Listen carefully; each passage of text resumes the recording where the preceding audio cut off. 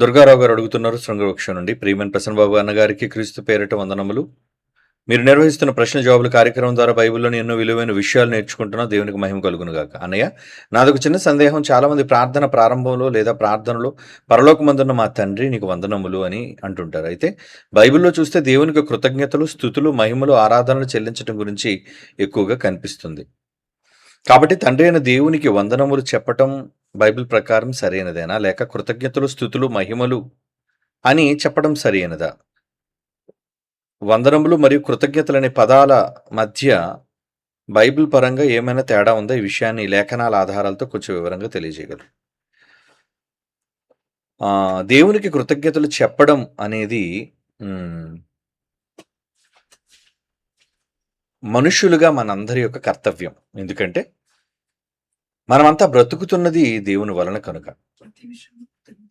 మనం భూమి మీద ఏది చేసినా దేవునికి కృతజ్ఞతాస్తుతులు చెల్లింపబద్దులం గనుక, పరిశుద్ధాత్మ దేవుడు ముందుగా మనకి ఇది వ్రాయించాడు గనుక, ఒకసారి ఆ మాటను చదువుకుందాం. ఏమంటున్నారు ఆయన?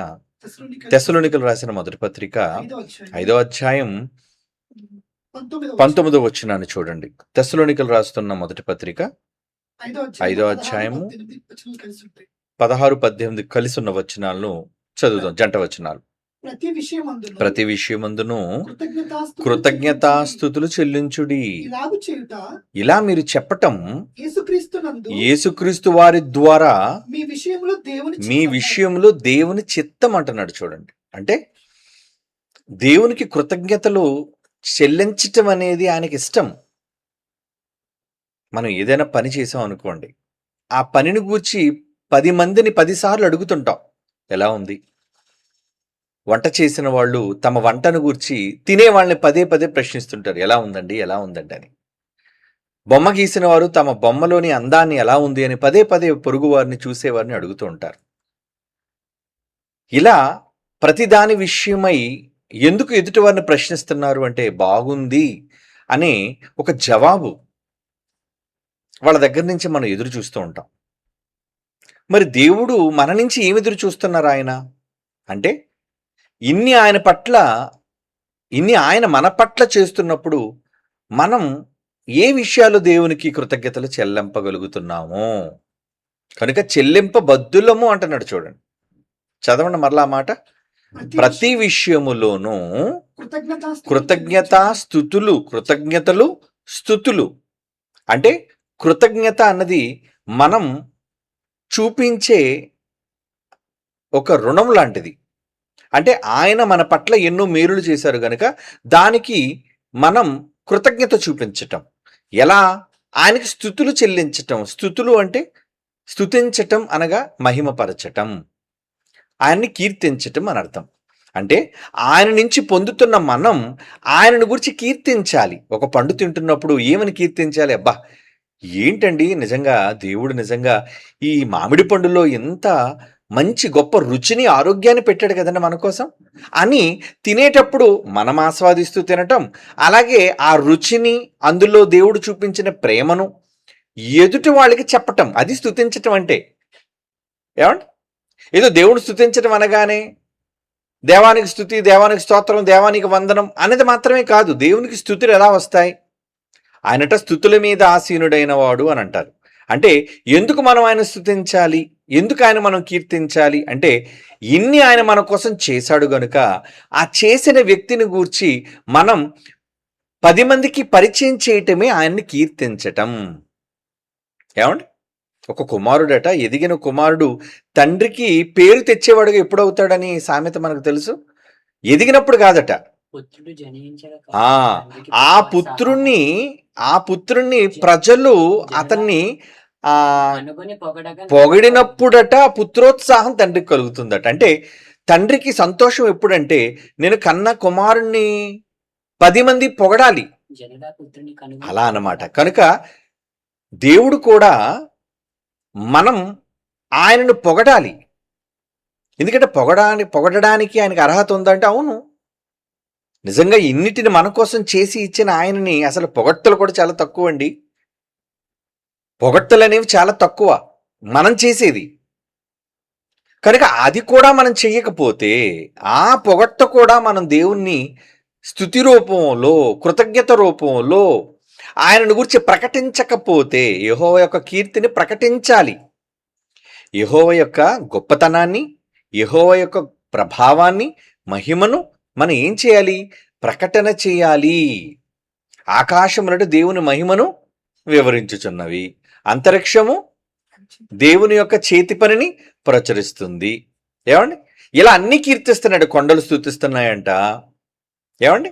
అలాగే సముద్రాలు స్తుతిస్తున్నాయంట, నదులు స్తుతిస్తున్నాయట, ఆకాశము స్తుతిస్తుందట. అంటే అది స్తుతించటం అంటే నోరు విప్పి గణపరచటం అని కాదు అక్కడ అర్థం.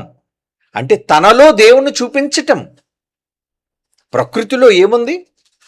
మనం అనుభవించే ప్రతి దానిలోనూ దేవుని యొక్క ప్రేమ మనకి కనబడుతుంది. ఆ ప్రేమనవి చూపిస్తూ ఉన్నాయి, ప్రకటిస్తూ ఉన్నాయి. అలాగే మనం తింటున్న మనం, అనుభవిస్తున్న మనం అది ప్రకటన చేయొద్దా? అలా ప్రకటన చేయటమే అని స్తుతించటం అని అర్థం.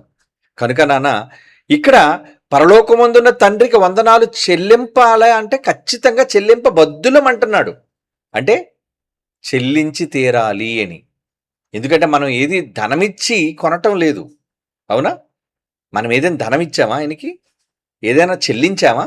ఏమీ చెల్లించలేదు. ఉచితంగా మనం పొందాం.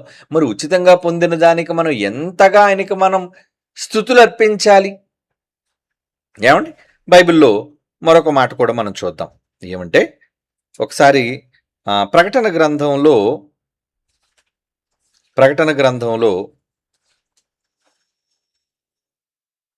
19వ అధ్యాయం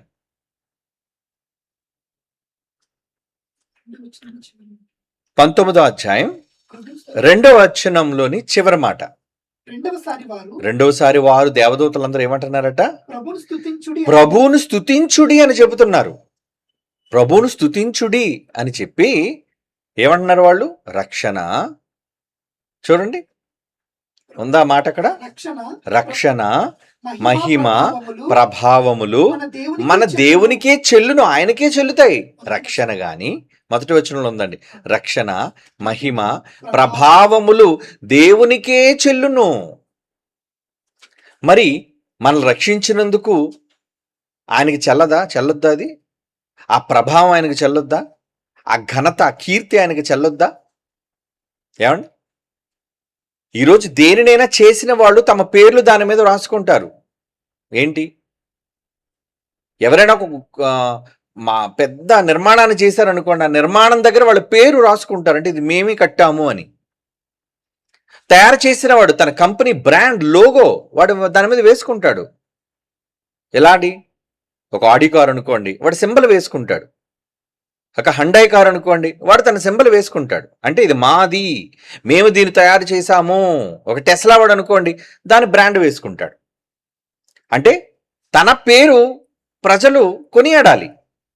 అలాగే మరి ప్రకృతిలో ఉన్న ప్రతి దాని మీద ఎవరి బ్రాండ్ ఉంది? ఏమండి? ఎవరి లోగో ఉంది? అది బ్రాండ్గా కనిపించకపోయినా అది దేవుని వలన మాత్రమే కలిగింది. మనిషి ఎవ్వరూ తయారు చేయలేదు కదండి. మట్టిలోని రవ్వ అంతా ఎవరైనా మనిషి చేశాడా? చేయలేదు. పంచభూతాలు మనిషి ఏమైనా చేశాడా? చేయలేదు. వాటిలో నుంచి వాడు తయారు చేసుకున్నాడేమో కొన్ని, కానీ మూలకాలు అవే. నువ్వు కారు తయారు చేసుకోవాలన్నా, నువ్వు విమానం తయారు చేసుకోవాలన్నా, నువ్వు ఏ సౌకర్యాన్ని తయారు చేసుకోవాలన్నా దేవుడు చేసిన ఆ మూలకాల్లోంచే తీసుకోవాలి. కనుక దేవుడే వాటిని చేశాడు. మరి చేసిన ఆయనకు కీర్తొద్దా? గుర్తింపొద్దా? ఆయన చేశాడు అనే మరి ఒక కీర్తన ఆయనకు వద్దా? కీర్తన అంటే ఏంటి? ఆయన కీర్తించటం, ఆయనకు గానం చేయటం. ఇక్కడ దేవదూతలు ఏమంటున్నాయండి? ప్రభువును స్తుతించుడి. ఇంకొక మాట చదువుతామండి. 149వ కీర్తన మొదటి వచనం. 149 కీర్తనలోని మొదటి వచనం ఏమంటున్నాడు అక్కడ? యెహోవాకు స్తుతించుడి, యెహోవాను స్తుతించుడి, యెహోవాకు క్రొత్త కీర్తన పాడుడి, భక్తులు కూడుకొను సమాజములో ఆయనకు స్తోత్ర గీతము పాడుడి. భక్తులు కూడుకునే దగ్గర అంటే మనం అలాంటి వాళ్ళందరూ కూడా కూడుకునేటప్పుడు ఏం చేయాలటండి? యెహోవాకు క్రొత్త కీర్తన. మళ్ళీ పాత కీర్తనలే కాదు, మన దగ్గర చర్చిలో ఎప్పుడు ఒకటే కీర్తన. ఏంటి? ఆంధ్ర క్రైస్తవ కీర్తనలు. సంవత్సరాల తరబడి అవే పాత పాటలు పాడడం తప్పని కాదు నా ఉద్దేశం. ఏమండి, పాడడం తప్పని నేను అనటం లేదు. కానీ క్రొత్త కీర్తన లేదా? న్యూ సాంగ్స్ లేవా? దేవుని స్తుతించడానికి క్రొత్త పాటలు అనేవి లేవా? ఉన్నాయి. కనుక క్రొత్త కీర్తనతో ఆయన పాడాలట. అంటే ఆయన ఎప్పుడు ఏమి ఇష్టపడతాడు? ఒక క్రొత్తదనం, క్రొత్తగా ఆయన కీర్తించటం. ఏమండి, అదే అంటున్నాడు, యెహోవాను స్తుతించుడి, యెహోవాకు క్రొత్త కీర్తన పాడుడి, భక్తులు కూడుకుని సమాజంలో ఆయనకు స్తోత్ర గీతము పాడుడి అంటున్నాడు. అంటే పాటలోనూ ఆయనకు స్తుతి ఉందట. అవునా? మీ మాటల్లోనూ స్తుతి ఉందట. మరి మీరు మాటలోని ఏమైనా స్తుతి ఇవ్వగలుగుతున్నారా? ఎందుకండి? కీర్తన పాడండి అని మీతో అంటే ఇక్కడ పాట వేస్తారా? ఒక్కరు నోరు రాదండి.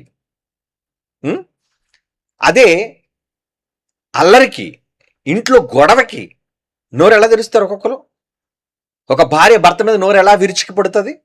ఒక భర్త నోరు ఎలా తెరిచి విరుచుకుపడతాడు భార్య మీద? ఏమండి, పిల్లల్ని అరవడానికి ఎంత గట్టిగా కేకలు వేస్తావు? 3 వీధుల అవతలకు వినబడుతుంటుంది నీ గొంతు. గొడవలకు నీ గొంతు వినబడుతుంటుంది, అల్లరికి నీ గొంతు వినబడుతుంటుంది.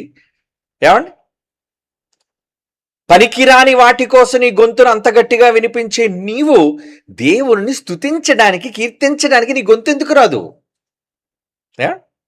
ఈరోజు మనం చేస్తున్నాండి, ప్రతిష్టాత్మకమైన పాటలు చేస్తున్నాం. అందరిలాంటి పాటలు కావు కదా మనవి. మనం చేసే పాటలు ఆయన కీర్తించేవి, ఆయన ఘనతను చాటేవి. మరి అంత గొప్పగా చాటే వాటిని గురించి ఎంతమంది సహకరిస్తున్నారు? సహకరించిన వాళ్ళందరూ కూడా ఆ పాట వినే వాళ్ళందరితో కూడా పాటను పాడి వినిపించిన వాళ్ళతో సమానం. ఎందుకంటే నువ్వు ఎలాగా పాడవు నోరు విప్పి? ఏమండి, నువ్వు ఎలాగా పాట పాడవు నోరు విప్పి? కనీసం మేము ఖరీదు పెట్టి ఎంతో అందంగా దాన్ని తీర్చిదిద్ది మంచి ఏమండి వాయిద్యాల సమూహంతో వాటికి చక్కటి సంగీతాన్ని సమకూర్చి మంచి సింగర్స్తో దాన్ని గానం చేయించి ప్రజల మధ్యకి విడిచిపెడుతున్న పాటలు అంటే దానికి ఒకళ్ళు సహకరిస్తే ఏమండి నువ్వు పాడుతున్నట్టే. నీ పాట వినబడుతున్న ప్రతి చోట ఆ పాటలో నీ సహకారం ఉంది గనుక నువ్వు నోరు విప్పకపోయినా ఆ పాట వినబడే ప్రతి చోట నువ్వు పాడుతున్నట్టే, ఎందుకంటే నువ్వే చెబుతున్నావు. అలాగే ఒక మాట, ఒక ప్రసంగం, ఒక వాక్యం, ప్రతి చోట ఆ వాక్యాన్ని తయారు చేసిన వాళ్ళు ఈరోజు షార్ట్స్ మెసేజ్ చేస్తున్నారు. చాలామంది పిల్లలు కష్టపడి షార్ట్ మెసేజ్ చేసి ప్రతి చోట వినిపించడానికి, ఎందుకంటే అంతా సోషల్ మీడియా, ప్రపంచం అంతా కూడా మొబైల్లో ఉంది కనుక ప్రపంచం అంతా వినిపించడానికి ఆ సోషల్ మీడియాలో ఆ మాటలు వినిపిస్తున్నారు, దాన్ని షేర్ చేస్తున్నారు, కష్టపడుతున్నారు. అంటే ఏంటి? నువ్వు వినిపిస్తున్నట్టే. అంటే దేవుని మాట అయినా పాట అయినా ప్రజల మధ్య వినిపించటంలో నీ వంతు సహకారం ఏమైనా ఉందా? ఉంటే నువ్వు కూడా మాతో పాటు కలిసి స్తుతిస్తున్నావు అని అర్థం, కీర్తిస్తున్నావు అని అర్థం.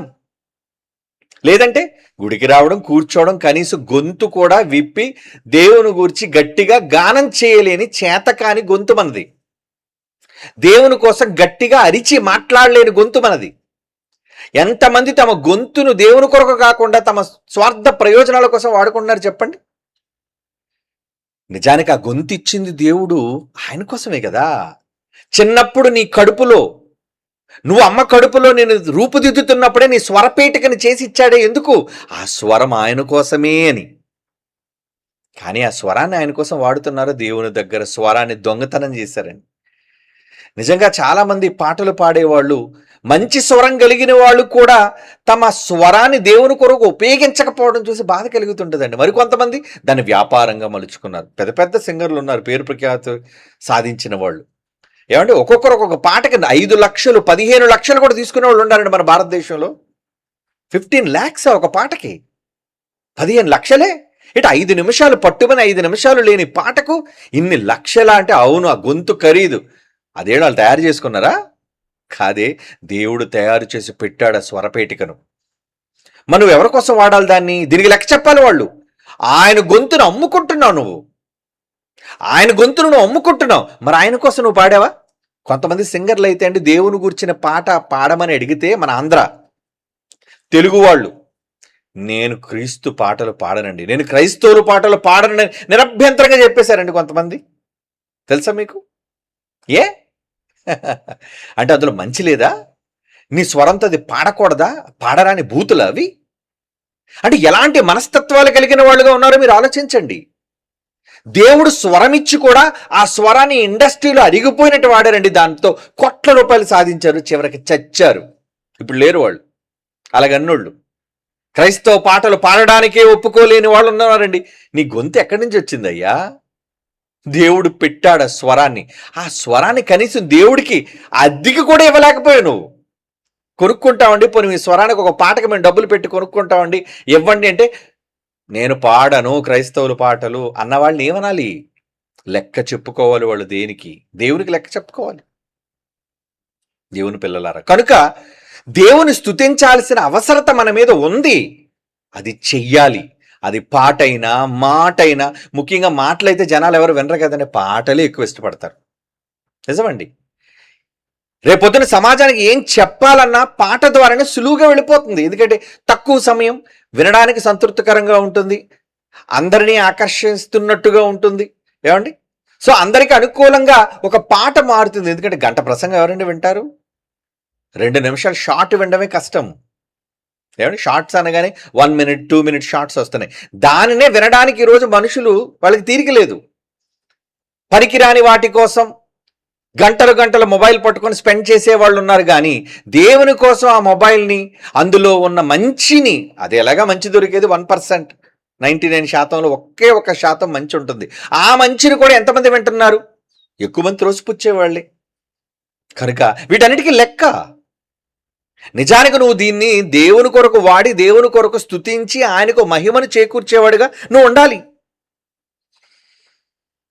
ఇంకో మాట చదువుదామండి, కీర్తన గ్రంథంలోనే. కీర్తన గ్రంథం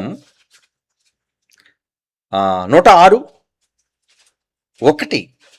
కీర్తన గ్రంథం 106వ కీర్తన 1వ వచనం చూడండి, ఏమంటున్నాడు? యెహోవాను స్తుతించుడి, యెహోవా దయాళుడు, ఆయనకు కృతజ్ఞతాస్తుతులు చెల్లించుడి, ఆయన కృప నిరంతరముండును అంటున్నాడు. చూడండి. కనుక రక్షణ, మహిమ, ప్రభావములు దేవునికే చెల్లును అని దేవదూతలు అంత గొప్పగా శబ్దంతో చెప్పాయి. అంటే ఏంటనమాట? దేవుని స్తుతించొద్దా? స్తుతించకపోతే ఎలాగరా చెప్పండి? కనుక కృతజ్ఞతలు, స్తుతులు, మహిమలు చెప్పడం సరి అయినదంటే 100% సరి అయినదే. కృతజ్ఞత అంటే నువ్వు దేవుడు నీ పట్ల చేసిన దానికి ఆయన మాటతో చెప్పేది, నోటితో. ఏమండి? నువ్వేం డబ్బులు ఇస్తున్నావా? ఖరీదు కడుతున్నావా? దానికి కృతజ్ఞత కూడా చెప్పలేవా? అది కూడా కష్టమే. కానీ అది కూడా భారంగా ఉన్నవాళ్ళు ఉన్నారండి. ఈరోజు దేవుని చేత ఎన్నో మేలులు అనుభవిస్తూ కనీసం దేవునికి ఒక కృతజ్ఞత చెప్పలేని వాళ్ళు ఉన్నారు. కోట్ల మంది. పళ్ళు తిన్నా, ఏమంటే రుచికరమైన ఆహారం తిన్నా, మంచి వాతావరణాన్ని అనుభవించినా, ఏమండి సుఖాలను అనుభవిస్తున్నా, ఇవన్నీ దేవుని వల్ల కలిగాయి అని ఎవరండి దేవునికి కృతజ్ఞతలు చెల్లించే వాళ్ళు ఉన్నారు? దేవుని బలహీనత ఏంటో చెప్పమంటారా? అది దేవుని బలహీనత అని అంటున్నాను. అందుకే కృతజ్ఞతాస్తుతులు చెల్లించటం అనేది దేవునికి చాలా ఇష్టం. ఆయన ఎప్పుడు కూడా ఇచ్చిన తర్వాత నాకు థ్యాంక్స్ చెప్పాడా లేడా అనేదే చూస్తాడు ఆయన. ఇది ఆయన మనసు. బైబిల్ అంటే బైబిల్లో దేవుని మనసు రాయబడింది. ఆ మనసు ఏం చెప్పాడు అంటే, అరే నాన్న, నాకు నువ్వు కృతజ్ఞతలు చెప్పడం ఇష్టమయ్యా అని చెప్పాడు ఆయన. అందుకే ఇంత దశలోనిక పత్రికలో మనం చదువుకున్న ప్రతిదానిలోనూ దేవునికి కృతజ్ఞతాస్తుతులు చెల్లింప బద్దులం అంటున్నాడు. అంటే మీరు బద్ధత అంటే ఏంటి? ఒక వడంబడిక చేసుకున్నారు, ఒక ప్రమాణం చేసిన వారితో సమానం. మీరు మాటిచ్చిన వారు. దేనికి? మీరు దేవునికి కృతజ్ఞతాస్తుతులు చెల్లించడానికి బద్దులు. ఒక భార్య ఒక పురుషునితో తాళి కట్టించుకుందంటే తన జీవితాన్ని అతనితో గడపడానికి ఇద్దరూ కూడా వివాహ బంధం చేత బద్దులయ్యారంటారు. అంటే ఇద్దరూ కూడా ఒకరికొకరు ముడిపడింది, ఒకరికొకరు బద్ధత కలిగింది.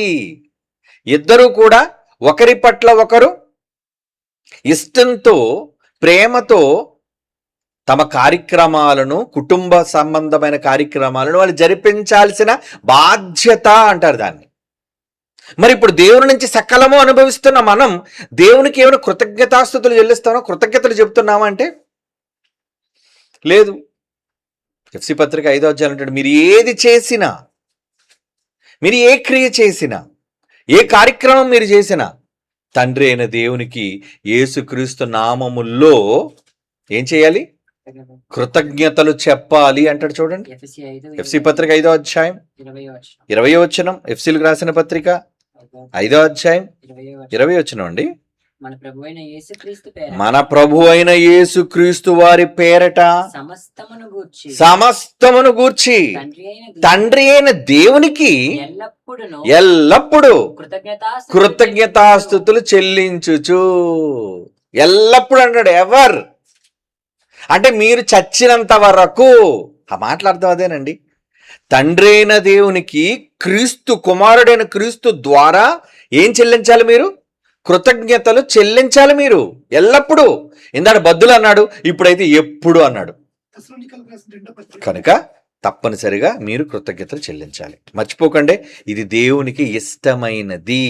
ఆయనకు కృతజ్ఞతలు చెల్లించటం అనేది ఆయన ఇష్టం. మీరు ఇది చేయకపోతే ఆయన ఇష్టాన్ని మీరు తెలుసుకోలేకపోయారని అర్థం. ఇంకా మీ ఇష్టాలు ఏవి నెరవేరవు. ఓకే.